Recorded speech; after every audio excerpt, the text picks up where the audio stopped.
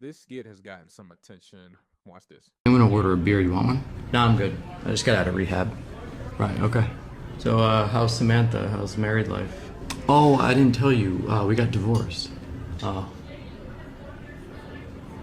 You want to put together like a little parlay for this weekend? Hell yes. What do you want to do? Throw like 50 down on something? I just got fired from the firm last week. Maybe let's do 25? No. Fuck it, dude. I got hit by a city bus last month.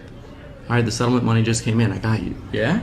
All right. Like, speaking of buses, you gotta come by the new place sometime. Oh, I didn't know you moved out of the apartment. Yeah.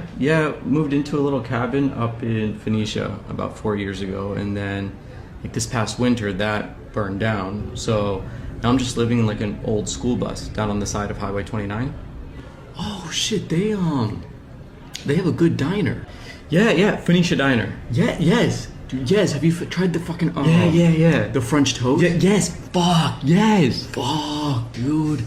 So as I mentioned, this has gotten some attention on the gram, and it's interesting that a lot of women are chiming in and talking about how men are missing out on some of the benefits of friendship. But there are a lot of men in the comment section that are defending it, and they're essentially saying that we as men respect each other's right to privacy.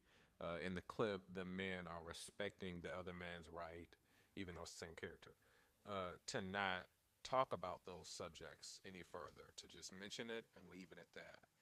And there's a couple things that I think are helpful for us to consider in terms of assessing the idea that's being presented here. So, of course, it's just a skit, but it's representative of what's common in a lot of male friendships, which is this deficiency, where our conversations don't go past a certain level.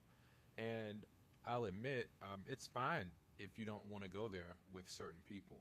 Not every friend is your best friend. Not every person is a confidant. Not everyone needs to be the person you have in-depth conversations with. But the overall point is men do need to recognize that they do need that space to actually talk deeper about what is going on, explore solutions, receive support, or even vent. There are a lot of aspects to relationships that go past the surface level that are truly beneficial for one's mental health.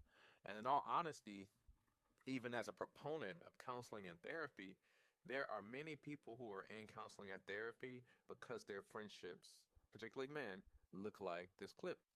They don't have anyone that they can go deeper with to really understand or talk more in depth about these things. And they need that. And in all honesty, some people might not necessarily need to be in therapy if they had a community of people that they could share things with and receive mutual support.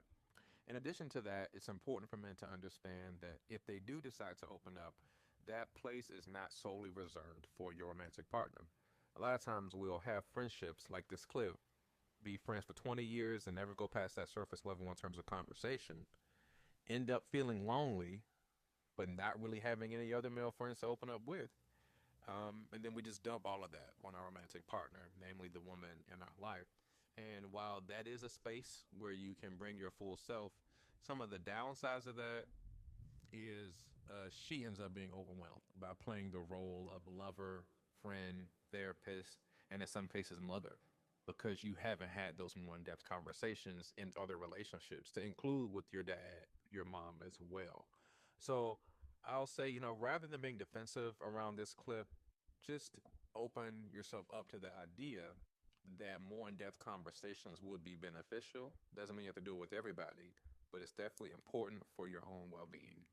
We ain't going out like that. We ain't going out like that. Watch me going